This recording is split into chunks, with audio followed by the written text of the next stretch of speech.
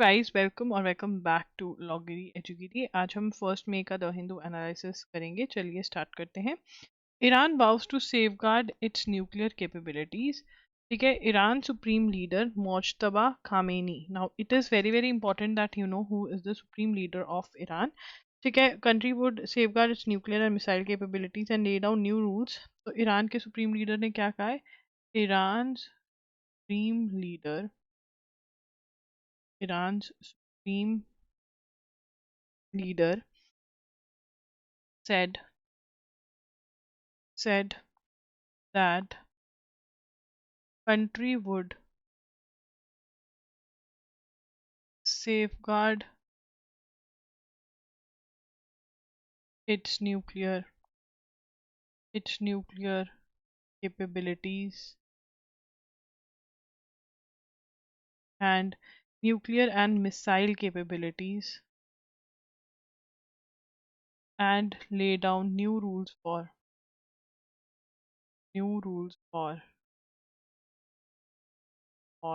Strait of Hormuz। क्या करेंगे? State of हॉर्मर्स के लिए न्यू रूल्स ले डाउन करेंगे। ठीक है ना? एंड ईरान जो है वो क्या करेगा? सेफगार्ड करेगा अपनी न्यूक्लियर कैपेबिलिटीज। ईरान जो है मिसाइल कैपेबिलिटीज अपनी सेफगार्ड करेगा। A new chapter for the Persian Gulf and Strait of Hormuz is taking shape, he said in a statement marking Persian Gulf Day. The Islamic Republic will secure the Persian Gulf region and dismantle the enemies। तो straight of हॉर्मस के लिए वो कह रहा है हम new rules निकालेंगे। ठीक है ना? यूएसए ने अभी इनका जो पोर्ट ब्लॉक किया हुआ था वो अभी भी किया हुआ है। ईरान के सुप्रीम लीडर जो नए हैं वो कौन है? क्योंकि जो पुराने लीडर थे, जो फॉर्मर लीडर थे पहले थे, उनको मार दिया गया था। तो मौज क्या करते हैं? मौज करते हैं, तबा। ठीक है ना? तबा, मौज तबा खामेनी। ठीक है, मौज तबा Khamenei. This is very very important question. ठीक है ना? Who is Iran new supreme leader? ठीक है, क्योंकि पिछले जो हैं वो उनकी डेथ हो गई थी। He was killed by Israel. Revenue deficit states में फेस फिस्कल स्ट्रेस। ठीक है ना?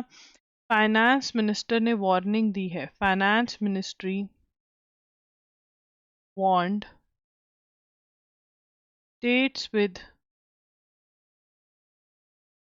revenue deficits and high debt burden will find harder to deal with fiscal shocks। उनके लिए क्या है? फिस्कल शॉक्स के साथ डील करना बहुत ज़्यादा हार्डर होगा, बहुत ज़्यादा मुश्किल होगा। क्यों? क्योंकि और फिस्कल शॉक क्यों लगेगा? Because of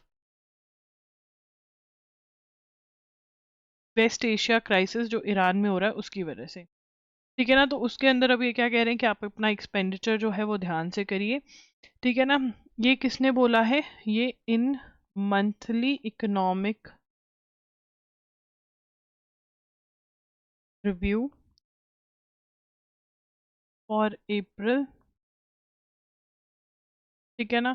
the department of economic affairs in the ministry said 9 department of economic affairs in the ministry said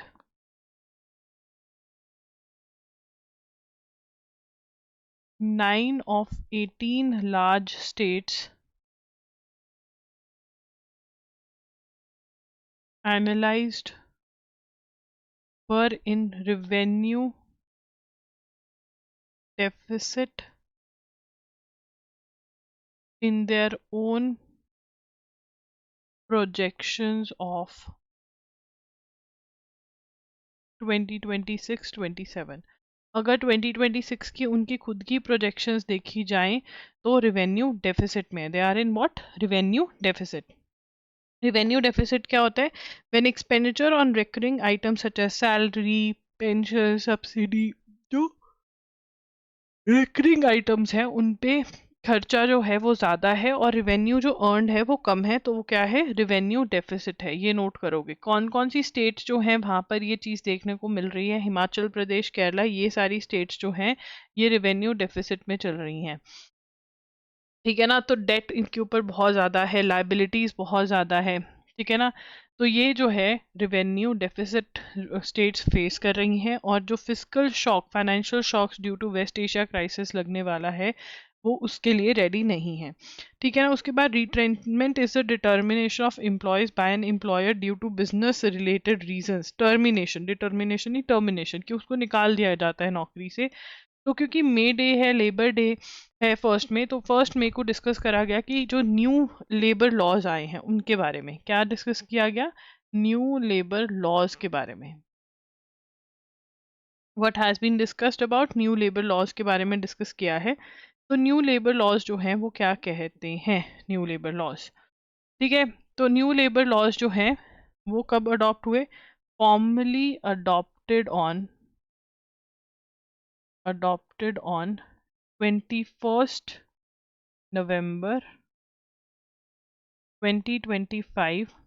ठीक है ना, फॉर्मली अडॉप्टेड 4 लेबर लॉज। कितने labour laws, 4 labour laws adopt किए गए हैं।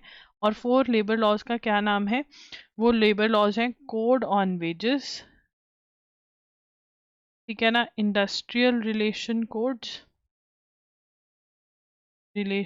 कोड, ठीक है ना, social security code,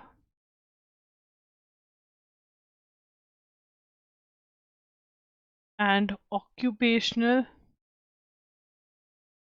safety, health and working conditions, that is OSHWC code. तो अब यहाँ पर आपको क्या पूछा जा सकता है, OHWC की फुल फॉर्म भी पूछी जा सकती है, और ये चारों लेबर कोड्स के नाम भी पूछे जा सकते हैं। कब इनको फॉर्मली अडॉप्ट किया, इनका नंबर क्या है, ये बहुत ही इंपॉर्टेंट क्वेश्चन है। ठीक है ना, और ये किसको रिप्लेस किया, replaced 29 central labour laws, 29 central labour laws को रिप्लेस किया है इन लॉज ने। ठीक है ना, ठीक है ना, तो हैज नॉट बीन। अब यहाँ पर ये कंप्लेंट कर रहे हैं कि भाई जो इंडियन लेबर कॉन्फ्रेंस है, जो कंट्री की एपेक्स, क्या है कंट्री की, what is it, countries apex tripartite forum had not been convened since 2015। नहीं बुलाई गई है, कब से नहीं बुलाई गई है, 2015 से ये फोरम नहीं बुलाई गई है। ठीक है ना, अब जो नया लॉ है, जो न्यू लॉज है उसमें क्या क्या है, ठीक है ना, न्यू लॉज के अंदर क्या क्या है। तो न्यू लॉज के अंदर ये है, न्यू लॉज के अंदर they are talking about industrial relation code, industrial relations code 2020। ठीक है ना, prior government permission for layoffs, retrenchment, closure from 100 workers to 300 workers. मतलब पहले परमिशन चाहिए होती थी, ठीक है ना, प्रायर गवर्नमेंट, ये पहले लिख लेते हैं, government permission for layoffs, retrenchment and closure from 100 workers to 300। ठीक है ना, कि पहले अगर किसी को, मतलब अगर रिट्रेंचमेंट करना, कि आप कट डाउन कर रहे हो नंबर ऑफ वर्कर्स पे, आप कंपनी बंद कर रहे हो, किसी को निकाल रहे हो काम से, मतलब ले ऑफ्स होता था। कि रिट्रेंचमेंट इज कि आप किसी वजह से निकाल रहे हो, मतलब अगर आप ये सब कुछ कर रहे हो, निकालने का वो कर रहे हो, तो 100 वर्कर्स में पहले परमिशन चाहिए होती थी। अब 300 वर्कर्स अगर आपकी फैक्ट्री में काम कर रहे हैं तब आपको परमिशन चाहिए, ठीक है ना। तो अब इसको क्रिटिसाइज क्यों किया जा रहा है कि मेजॉरिटी ऑफ फैक्ट्रीज तो इसमें से निकल जाते हैं, बिकॉज इंडियन फैक्ट्रीज जो हैं उनका जो लिमिट मतलब मैक्सिमम फैक्ट्रीज का वो कह रहे हैं लिमिट जो है वो 20 to 100 है, और उनको तो निकाल दिया गया है। तो दिस इज नॉट राइट, ये क्रिटिसिज्म कर रहे हैं, फैक्ट्स हमें नहीं पता। फैक्ट हमारा ये कि अब ये लॉ चेंज हो गया है, ठीक है ना। अब उसके बाद आता है OSHWC कोड। उसमें डेफिनेशन ऑफ फैक्ट्री जो है, डेफिनेशन ऑफ फैक्ट्री में पहले फैक्ट्री अगर करना है, definition of factory, definition of factory from 10 to 20, ठीक है ना। From 10 workers in a factory with power to 20 and from 20 workers in a factory without power to 40, ठीक है ना। तो यहाँ पर फैक्ट्री की डेफिनेशन कर दी है, 10 workers in a factory with power to 20 and from 20 without power to 40, कि मतलब अगेन फैक्ट्री पे जो रूल्स लागू हो रहे हैं नंबर ऑफ पीपल जो है उसमें कम कर रहे हैं, ठीक है। तो वो प्रॉब्लम हो जाती है, तो ये आप नोट करेंगे, ठीक है। उसके बाद इंस्पेक्शन, इंस्पेक्शन का जो प्रोसीजर है वो चेंज कर रहे हैं, अब रैंडम इंस्पेक्शन होगी, ठीक है, और रैंडम लोगों को इंस्पेक्शन के लिए भेजा जाएगा, रेगुलर इंस्पेक्शन नहीं होगी, ठीक है ना। IR कोड के अंदर स्ट्राइक करने के लिए 60 डेज प्रायर नोटिस चाहिए, स्ट्राइक करने के इमीडिएट बाद आपका जब कंसिलिएशन हो गया तब आप स्ट्राइक नहीं कर सकते। Mass casual leave by more than 50% of work force is deem to be strike, ठीक है ना। तो ये सब चीज़ें चेंज कर दी हैं। उसके बाद भारतीय मजदूर संघ ने ब्लैक डे माना था 26 नवंबर को, ये जो न्यू लेबर लॉज आए हैं इनको, ठीक है। तो उसके बाद आगे चलेंगे। UAE हमें पता है कि उसने ओपेक जो है, ठीक है, ऑर्गेनाइजेशन को छोड़ दिया है, पेट्रोलियम रिलेटेड ये ऑर्गेनाइजेशन थी। UAE withdrawn from OPEC, very very important, इसको हमने अप्रैल में भी पढ़ा है। ओपेक की फुल फॉर्म क्या है, what is the full form of OPEC? It is organisation of petroleum exporting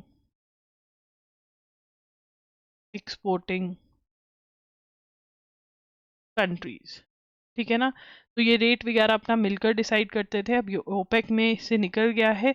कब ज्वाइन किया था? ज्वाइंड इन 1967, ठीक है ना। ओपेक प्लस को भी छोड़ रहे हैं, ये ओपेक प्लस को भी छोड़ रहे हैं, ठीक है ना। ओपेक का ये ओपेक्स फोर्थ लार्जेस्ट प्रोड्यूसर था, फोर्थ लार्जेस्ट प्रोड्यूसर था, fourth largest producer and third largest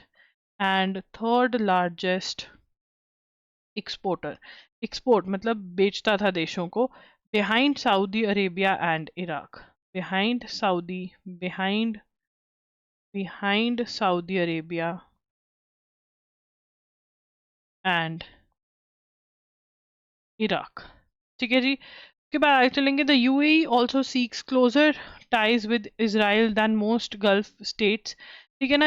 Israel, ये क्या कहा जा रहा है, हम ये ओपिनियंस भी लिख सकते हैं, बट इन ओपिनियंस में से क्वेश्चन भी आ सकते हैं, आजकल आते हैं। तो ये क्या कह रहे हैं कि जो UAE seeks closer ties with Israel than Gulf states, मतलब वो गल्फ स्टेट्स के साथ क्लोजर टाइज नहीं रखना चाहता, वो इसराइल के साथ बहुत क्लोजर टाइज रखना चाहता है, ठीक है ना। Which remain uncomfortable with any thought given Israel genocidal action, तो गल्फ कंट्रीज जो हैं वो नहीं रखना चाहती इसराइल के साथ, बिकॉज उनको जो गाजा में हो रहा है, ये सब चीज़ें जो हो रहा है उसके साथ है। फिर US a non OPEC member, और क्या है, वर्ल्ड का largest oil producer, world's largest oil producer है USA, ऑयल प्रोड्यूसर, ठीक है ना। व्यूड कार्टल्स प्राइस, ओपेक के जो प्राइस होते हैं, प्राइस सेटिंग फेवरेबल, तो मतलब उसको अच्छा नहीं मानता है USA भी, ठीक है ना। तो अब ये UAE किसकी तरफ अलाइन हो रहा है ज्यादा? UAE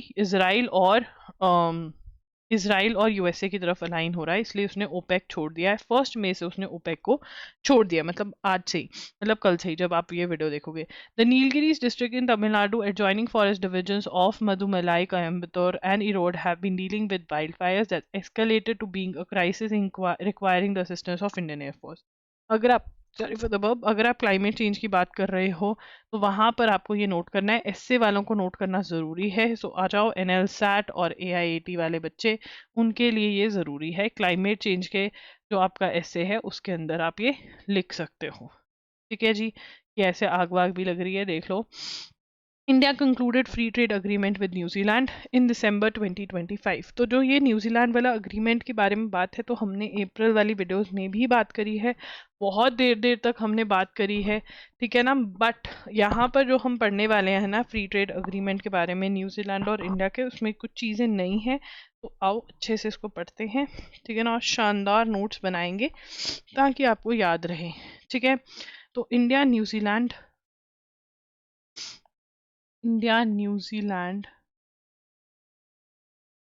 फ्री ट्रेड अग्रीमेंट,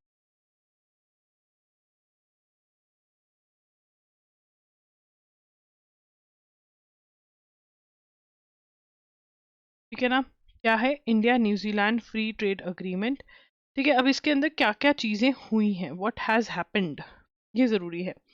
तो अब यहाँ पर ये बहुत ही इंपॉर्टेंट अग्रीमेंट जो है इंडिया कर पाया है, और इसका जो फैक्ट है ये हम पहले भी पढ़ चुके हैं। ये फैक्ट है कि India's fastest concluded FTA, one of the India's fastest concluded FTS free trade agreement ये है, क्योंकि हमने इसकी नेगोशिएशन जो थी, नेगोशिएशंस ऑफिशियली लॉन्च्ड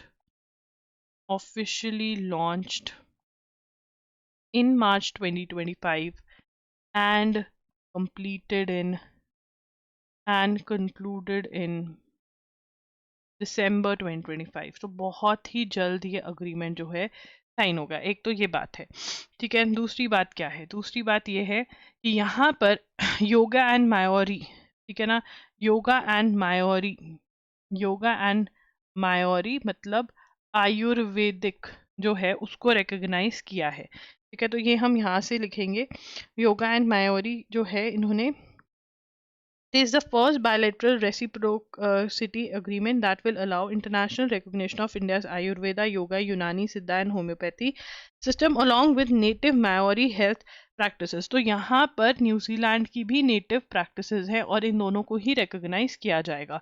तो ये हमारा पॉइंट एक यहाँ पर आ जाएगा, ये पहला एफटीए जिसमें ऐसा हुआ है, ठीक है ना। उसके बाद क्या है, उसके बाद ह्यूमन कैपिटल आउटफ्लो है,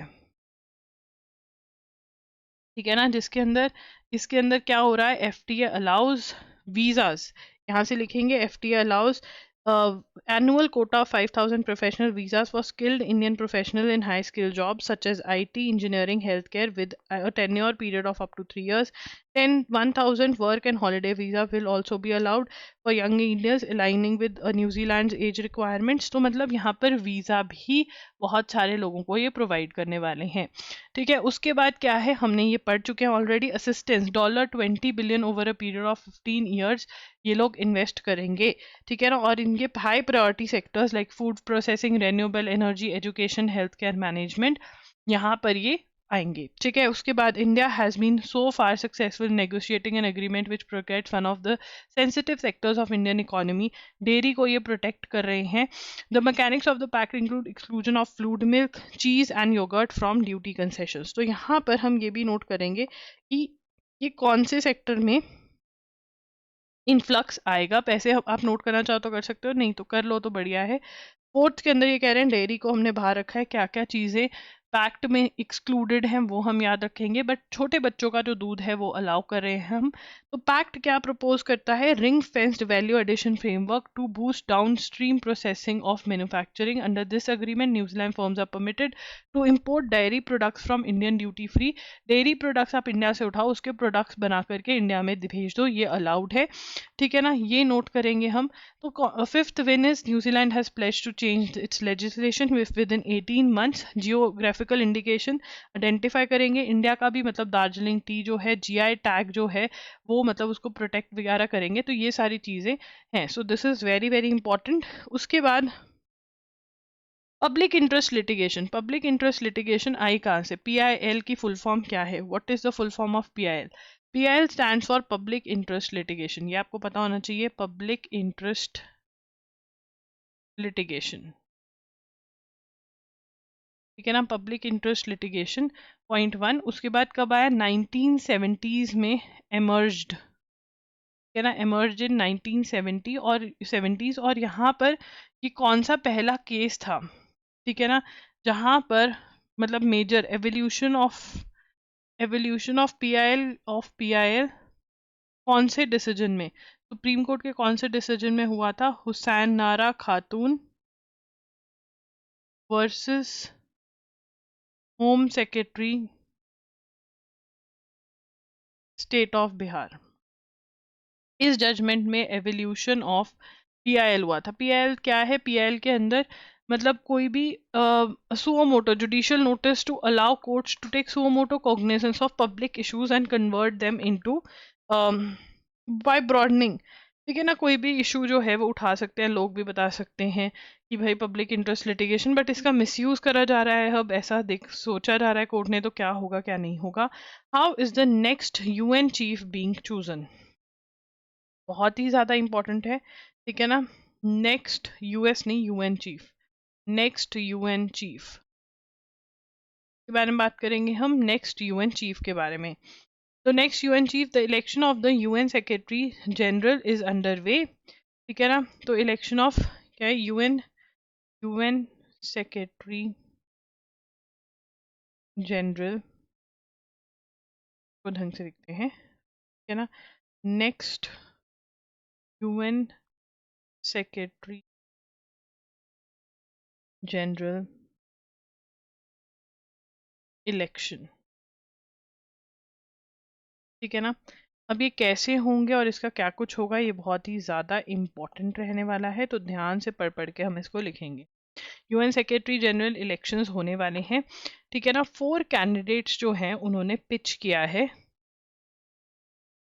4 कैंडिडेट्स, ठीक है, 4 candidates have pitched general assembly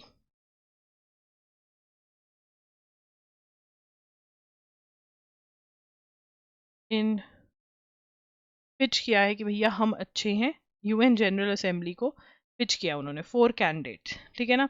अब सबसे पहले क्योंकि हम कैंडिडेट्स की ही बात कर रहे हैं, तो इन 4 कैंडिडेट्स के बारे में ही हम बात कर लेते हैं, ठीक है ना। तो एक तो है मिशेल बैचलेट। मिशेल बैचलेट कौन है, she is the former president of Chile, and former UN High Commissioner for Human Rights, ये हमें पता होना चाहिए, ठीक है ना। तो मिशेल बैचलेट, तो ये इन्होंने बैचलेट किया है ह्यूमन राइट्स का ऑलरेडी। उसके बाद जो नेक्स्ट है वो कौन है, उसके बाद है मैकी साल। मैकी साल जो है former president of Senegal, farmer लिखने की जगह एक्स लिख देती हूँ, एक्स फॉर्मर, एक्स क्यों लिख रही हूँ, एक्स प्रेसिडेंट ऑफ सेनेगल, ठीक है, सेनेगल के प्रेसिडेंट है एक्स। उसके बाद रफेल ग्रॉसी जो है, he is the head of UN nuclear atomic energy agency, x नहीं है ये, अभी मैं क्या सर्व कर रहे हैं, yes, head of international atomic energy agency. और जो 4th कैंडिडेट है वो है रेबेका ग्रिन्सपैन, ठीक है ना, हेड ऑफ यूएन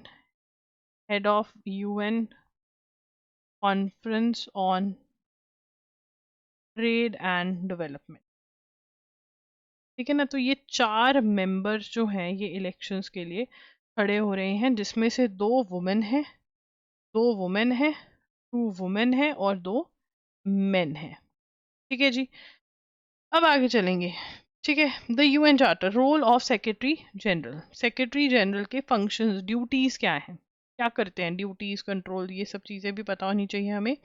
ठीक है, what are the duties of secretary, duties of secretary,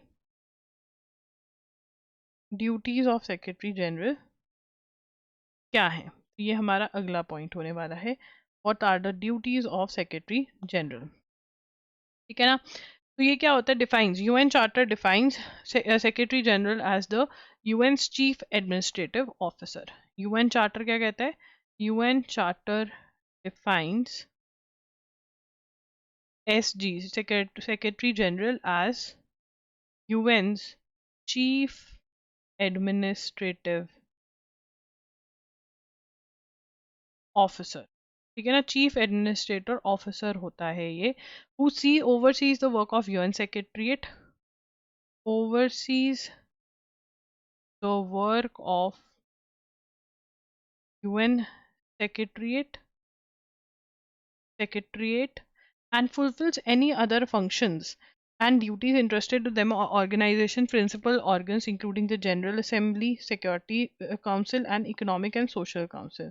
ठीक है ना, any other duties and functions entrusted by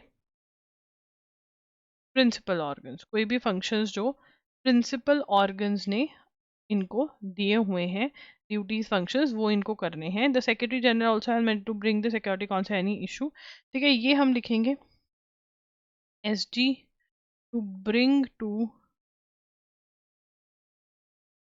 has the mandate to bring to the Security Council's attention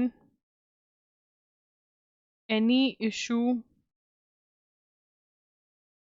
that threatens global peace, that threatens global peace and security।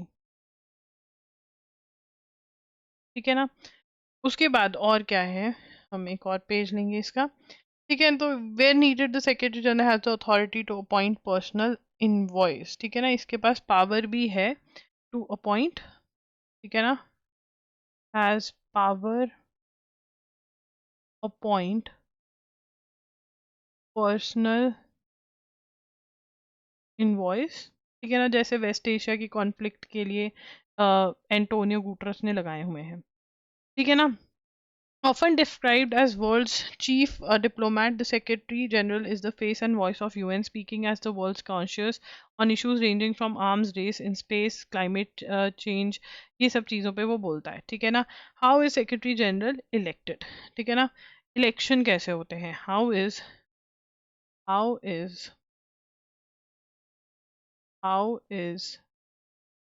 secretary general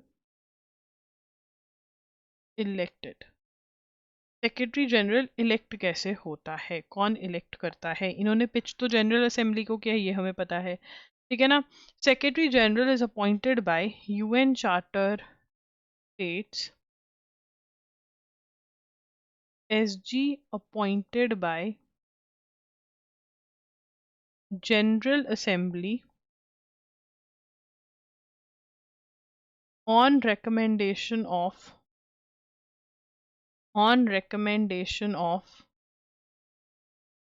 security council की recommendation पे UN general assemblies को appoint करती है। मतलब permanent means permanent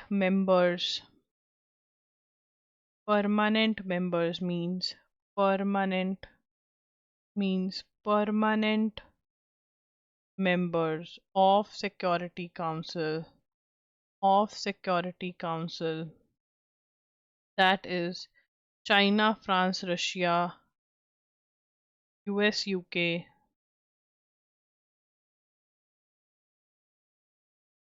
have significant say।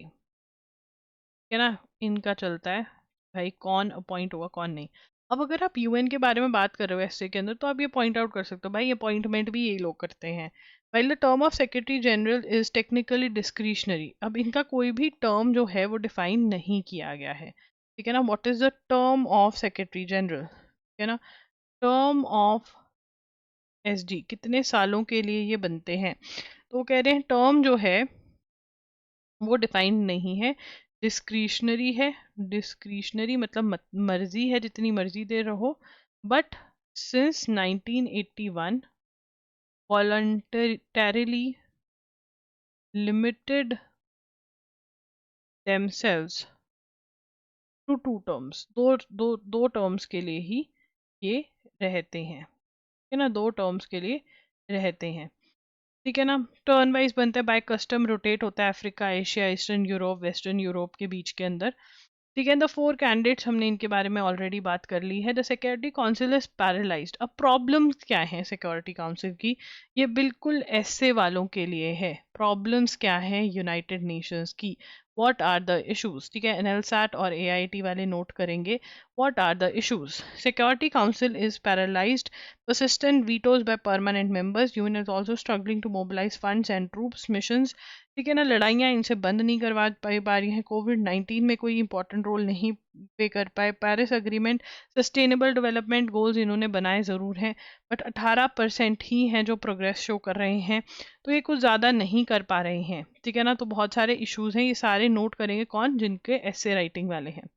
What happens next, तो नया अब क्या होगा, क्लोज डोर डेलिब्रेशंस होगी, security council will held close door deliberations, फिर जनरल असेंबली को बता दिया जाएगा और 1 जनवरी से नया बंदा आ जाएगा, तो ये आप नोट कर सकते हैं, ठीक है। उसके बाद आगे चलेंगे, व्हाट हैपन टू कोमागाटा मारू पैसेंजर्स, ठीक है ना। कोमागाटा मारू पैसेंजर्स, तो कोमागाटा मारू पैसेंजर्स,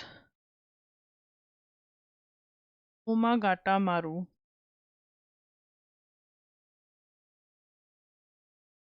कोमागाटा मारू पैसेंजर्स, तो ये है कौन, क्या इनका सब कुछ चीजें हैं, ठीक है ना, ये बहुत मैटर करती हैं। तो कोमागाटा मारू पैसेंजर्स जो हैं, ठीक है ना, a Japanese steamship called Komagata sail from Hong Kong toward Vancouver, ठीक है ना। यहाँ पर जापानीज शिप कॉल्ड कोमागाटा मारू sailed from Hong Kong to Vancouver, British Columbia, और इसके अंदर पंजाबीज थे बेसिकली। 346 थे इसमें, ज़्यादा तो 346 लोग सिख लोग थे, और भी प्लस अदर्स भी थे, ठीक है ना, from Punjab in British India. तो अब यहाँ पर इनकी स्टोरी क्या है, तो बेसिकली कनाडा वाले किसी को भी एंटर नहीं होने देते थे, ठीक है ना, स्पेशली इंडिया वालों को अलाउड नहीं था एंटर होना, बट यहाँ पर इस शिप को भेजा गया। ये शिप किसने भेजी थी, ये शिप ब्रिटिश, ये शिप जो थी ये वॉयज वॉज ऑर्गेनाइज्ड बाय, लिखेंगे voyage was organised by, was organised by Gurdit Singh, a Punjabi entrepreneur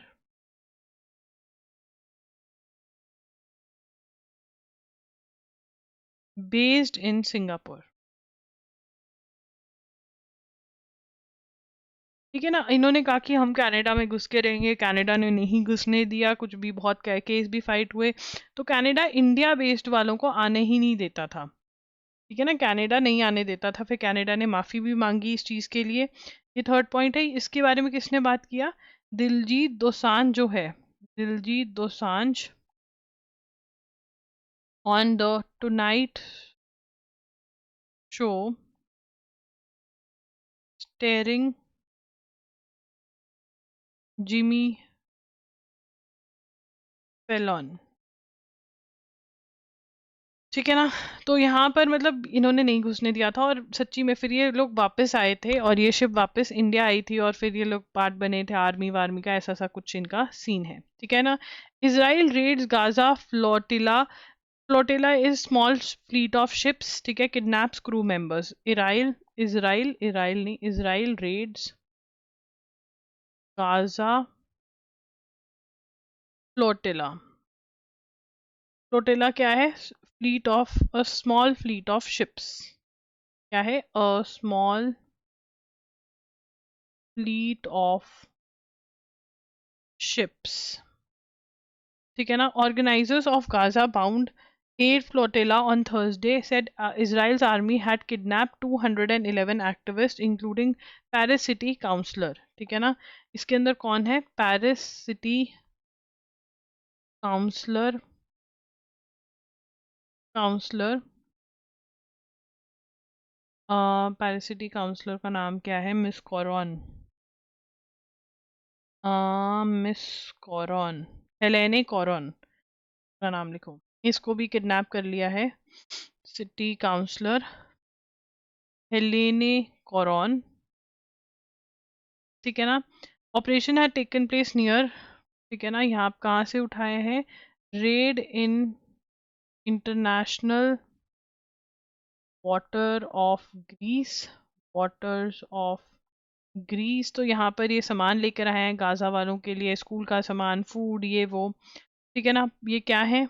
latest flotilla pro Palestinian activists हैं, Palestinian activists seeking to break Israel's blockade on Gaza।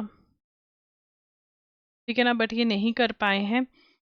तो ये कोशिश इन्होंने करी है। स्कूल इक्विपमेंट्स, फूड लेकर आए हैं, school supplies and food ships. क्या सामान कैरी कर रही हैं? फ्लड नहीं, फूड, ये सब कैरी कर रही हैं, बट नहीं एंटर करा गया।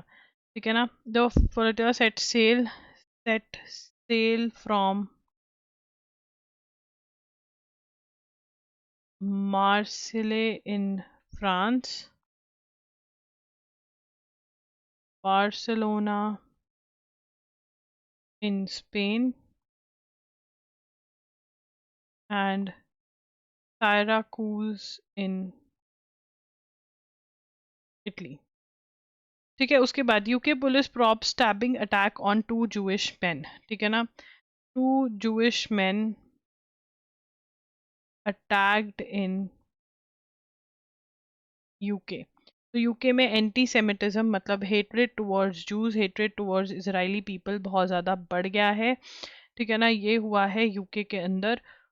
तो अब ये कर रहे हैं, देख रहे हैं कि क्या क्या हुआ है। जेलेंस्की से ही सीक्स डिटेल्स। मई 9 को सीज फायर प्रपोजल किया है रशियन प्रेसिडेंट ने। Mamdani calls on king Charles to return India's Kohinoor diamond. तो न्यूयॉर्क सिटी मेयर, जो city mayor, not mayor, city mayor जो है Zohran Mamdani called for king Charles to return Kohinoor diamond that British Empire took from Indian subcontinent in 1800s। ठीक है ना। तो US visit पे था किंग, यूएस विजिट, किंग की यूएस विजिट। ठीक है। इंडियाज फर्स्ट, ये बहुत ज़्यादा इंपॉर्टेंट होने वाला है। ये क्या है? India's first green methanol plant to turn cuts most invasive weed into marine fuel, मतलब शिप के फ्यूल के लिए यूज होगा, जो कच्छ का सबसे ज्यादा इन्वेजिव वीड है। ठीक है ना, ये फर्स्ट ग्रीन मेथनॉल प्लांट होने वाला है। ठीक है ना, top 100 species of the top, ये प्लांट जो है, प्लांट क्या है, ranked top 100 invasive species in the world, सबसे ज्यादा इन्वेजिव स्पीशीज है ये इन द वर्ल्ड। ठीक है ना, बानी ग्रासलैंड कहाँ पर है सबसे ज्यादा, कच्छ का जो बानी ग्रासलैंड है वहां पर ये है। ठीक है ना, इनको यूज किया जाएगा for ocean going green methanol. क्या होगा, प्रोडक्शन ऑफ, किसके लिए यूज किया जाएगा, production of green methanol and fuel for ocean going ships. ठीक है ना जी, तो ये क्या है, इन शब्स को क्या बुलाते हैं, इन शब्स को, ये मैक्सिकन ओरिजिन की शब्स हैं, Mexican origin shrub called Prosopis juliflora, known as Gando Bawal in the region। ठीक है ना, और किक्कर, विलायती किक्कर इन नॉर्थ इंडिया, विलायती किक्कर in North India, and Timai Karuvelam in Tamil Nadu. Plant was introduced by whom? Plant was introduced by British in 1920s to green Delhi। Delhi को green बनाने के लिए ये इंट्रोड्यूस किया गया था, and by Gujarat forest department in 1961 to stop the encroaching salt desert in Kutch, in run. तो run के अंदर जो सॉल्ट डेजर्ट था वो आगे के आगे आ रहा था, तो इस पेड़ को उस चीज के लिए यूज किया गया, और इसको पहली बार ब्रिटिशर्स लेकर आए थे 1920। This weed is to become feed stock for India's green methanol production plant. ये फॉर द बर्ब, ये जो, ये क्या बनने वाला है, 4.5 हो गया था, 6th, ये जो हमारा वीड प्लांट है, this weed is to become feedstock for India's first green methanol production plant। अब इसके बाद हमें पता होना चाहिए कि मेथनॉल किस लिए यूज होता है। तो मेथनॉल जो है is used as a fuel in shipping। ना किस चीज का, रिप्लेसमेंट टू बंकर ऑयल। ठीक है ना, अब जो ग्रीन मिथेनॉल है, जो ओल्ड, जो कन्वेंशनल मिथेनॉल है, कन्वेंशनल मेथनॉल है, ठीक है ना, वो किस लिए यूज होता है, is produced from fossil fuels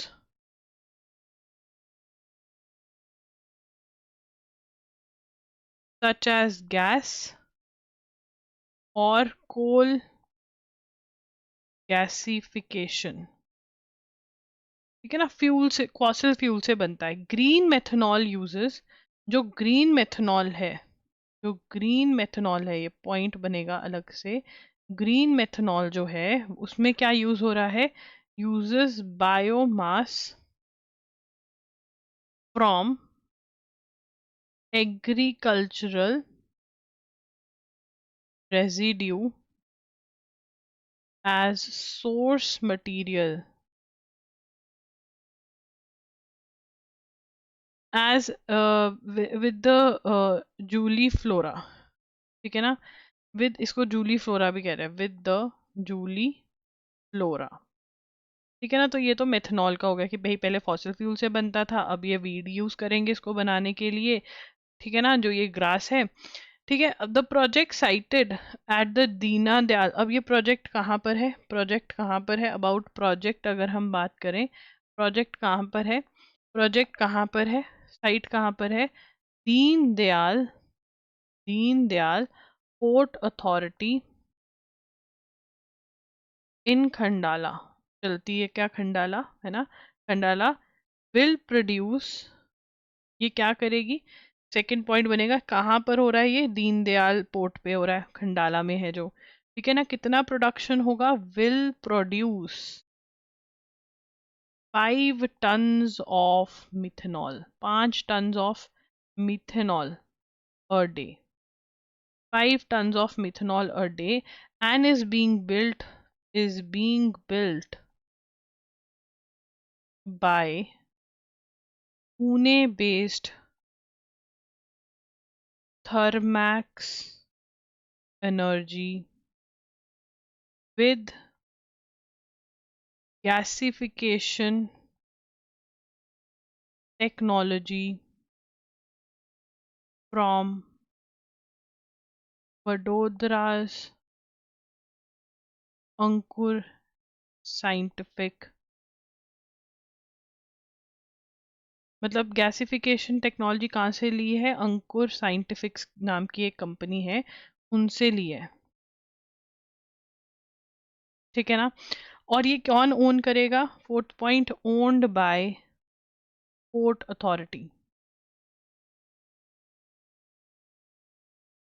port company are betting that government of India poll to convert ports along the western, ये कह रहे हैं कि हम ग्रीन पोर्ट्स बना देंगे, ठीक है ना। डिमांड फॉर फ्यूल, अब यहाँ पे methanol made from renewable feed stocks can cut a vessel's CO2 emissions by up to 95% and nitrogen oxide by up to 80% according to medical institutes. ये बहुत ही बढ़िया बात है, नोट कर लीजिए, ये ऐसे राइटिंग वालों के लिए भी अच्छा है, वैसे भी पढ़ लीजिए इसको बार बार, ठीक है। गैसिफिकेशन एक्सपीरियंस इट्स बिटवीन, अब ये पूरा डिटेल बताया हुआ है, इतनी डिटेल में नहीं वैसे तो आता है, तो इसको हम छोड़ देंगे डिटेल्स तो, बट जितनी डिटेल्स मैंने आपको यहाँ पर नोट करवाई हैं ये अच्छे से कर लेना, ठीक है। Railway minister flags of first Jammu Srinagar direct train, ठीक है ना। तो रेलवे मिनिस्टर जो है, railway minister, railway minister flags of first Jammu Srinagar direct train, क्योंकि ये फर्स्ट डायरेक्ट ट्रेन है जम्मू और श्रीनगर के बीच में, बहुत ज़्यादा इंपॉर्टेंट है। रेलवे मिनिस्टर कौन है, अश्वनी वैष्णव, क्योंकि लास्ट ईयर बहुत सारे रेलवे एक्सीडेंट्स हुए हैं तो नाम इम्पॉर्टेंट है, ठीक है। उसके बाद ये जो ट्रेन चली है ये कौन सी है, Vande, the introduction of the expanded Vande Bharat service further strengthen the historic corridor, तो यहाँ पे क्या चल रही है, वंदे भारत की ट्रेन जो है वो चलाई गई है, ठीक है जी। उसके बाद आगे चलेंगे, SC ask petitioner to turn in first, तो यहाँ पर मणिपुर ऑडियो, तो मणिपुर जो फॉर्मर CM ऑफ मणिपुर है उनके ऊपर इल्ज़ाम है कि भाई जो वहाँ पर लड़ाई हुई, वायलेंस हुआ मेती और कुकी चेन कम्युनिटी के बीच में, उनके पीछे इनका हाथ था और उसकी ऑडियो कॉपी भी है, तो सुप्रीम कोर्ट ने कहा वो ऑडियो कॉपी चेक करी जाएगी। Another very very important news, बहुत ज़्यादा इंपॉर्टेंट न्यूज़, तो EC क्या कर रहा है, election commission, EC set to implement, EC set to implement QR code based access to assess at counting centers, क्या होने वाला है, QR कोड बेस्ड असेस। तो मतलब ये बहुत ही सही चीज इन्होंने करी है, आओ इसको समझते हैं।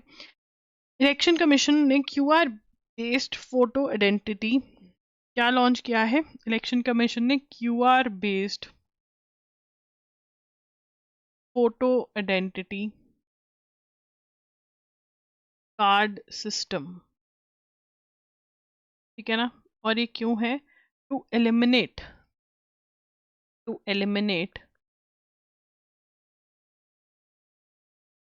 the possibility of any unauthorized person persons entering counting centre. तो अनऑथराइज पर्सन जो है वो काउंटिंग सेंटर पे नहीं घुस पाएगा, ठीक है ना। तो यहाँ पर अब ये जो चीज है, ठीक है ना, ये पहली बार introduction during counting held on 4th में असेंबली इलेक्शंस। कहाँ कहाँ पर असेंबली इलेक्शंस की काउंटिंग होने वाली है, ठीक है ना। इट इज़ इन कैप, पहले हम क्या याद रखेंगे? कैप। कैप क्या है? केरला असम पुडुचेरी, केरला असम पुडुचेरी, ठीक है ना। पुडुचेरी जाना है तो तमिलनाडु की ही फ्लाइट लोगे, ठीक है, मैं बता देती हूँ, घूमी हुई हूँ मैं, ठीक है। तो उसके बाद क्या है? TWB, that is Tamil Nadu and West Bengal, यहाँ पे काउंटिंग होनी है। तो ये क्वेश्चन आ सकता है कि ये क्यूआर सिस्टम पहली बार कहाँ पर इंट्रोड्यूस हुआ? यहाँ पर इंट्रोड्यूस हुआ, ठीक है। और उसके बाद ये extended to all, will be extended to all future general and by elections to Lok Sabha and state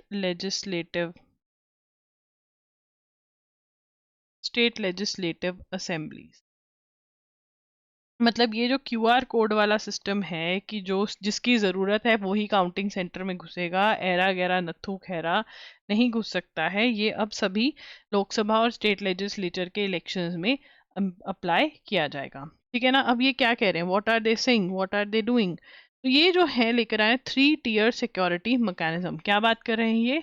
3 tier security mechanism, मतलब 3 circles ऑफ सिक्योरिटी यहाँ पर होने वाली है, ठीक है। अब वो क्या है ये समझते हैं। 3 mechanism और सिक्योरिटी मैकेनिज्म क्या है? Has been prescribe for verification, ठीक है ना। इस चीज़ के लिए क्या किया गया है? Prescribed for verification of identity at counting centres, ठीक है ना। At first and second tier photo identity cards, ठीक है ना। At first and second tier photo identity cards issued by returning officer. Photo identity card कौन issue करेगा? Returning officer. shall, that is RO, shall be checked manually। और third में जहां पर system पड़ा है, third and inner most security near counting hall, entry shall be permitted only successful verification after successful verification through QR code scanning. तो third जो inner most है वहां पर क्या होगी? क्यूआर कोड की स्कैनिंग होगी, ठीक है ना। The new QR based were applicable for categories to enter counting halls including ROs. मतलब यहाँ पर ये थर्ड वाला है, EC has introduced a module on EC net 2.0 platform for the QR code based cards. EC net जो इनका platform है उस पर इन्होंने ये इशू किया, ये दोनों भी नोट कर लेना, ठीक है ना। तो EC नेट इनका प्लेटफॉर्म है। Who is the chief election commissioner of India? Gyanesh Kumar, ठीक है। उसके बाद Shah to attend first ever exposition of Buddha's relics on Ladakh visit, ठीक है ना। होम मिनिस्टर लिखेंगे, home minister to attend first international exposition, यहाँ से लिख लो यार, ये बस लास्ट ही है, ठीक है ना। बुद्ध पूर्णिमा के ओकेजन पे ये करेंगे, ठीक है ना। और फिर इनसे बात भी करेंगे। कौन सा है? First lord Buddha tomorrow occasion of 2569 Buddha Purnima, ये भी नोट करेंगे, ठीक है ना। और इनकी जो टॉक्स हैं लद्दाख के साथ वो भी रिज्यूम करेंगे। हम ऑलरेडी पिछली वीडियोस में वो बात कर चुके हैं लद्दाख की क्या बातें हैं। तो ये था 1 मई, ठीक है। ट्राई करेंगे कि मई के अंदर रेगुलर रहें, ठीक है। I have certain events to attend, ठीक है, पर्सनल इवेंट्स ही और केसेस भी, बट फिर भी मैं ट्राई करूंगी कि मैं आपको ये सब चीज़ें प्रोवाइड करती रहूं और कोई भी हमारा बैकलॉग ना हो। अप्रैल का backlog just because of exams ही हुआ था, ठीक है ना। तो ये है हमारा 1 मई का analysis. Thank you for watching, all the very best for your exams.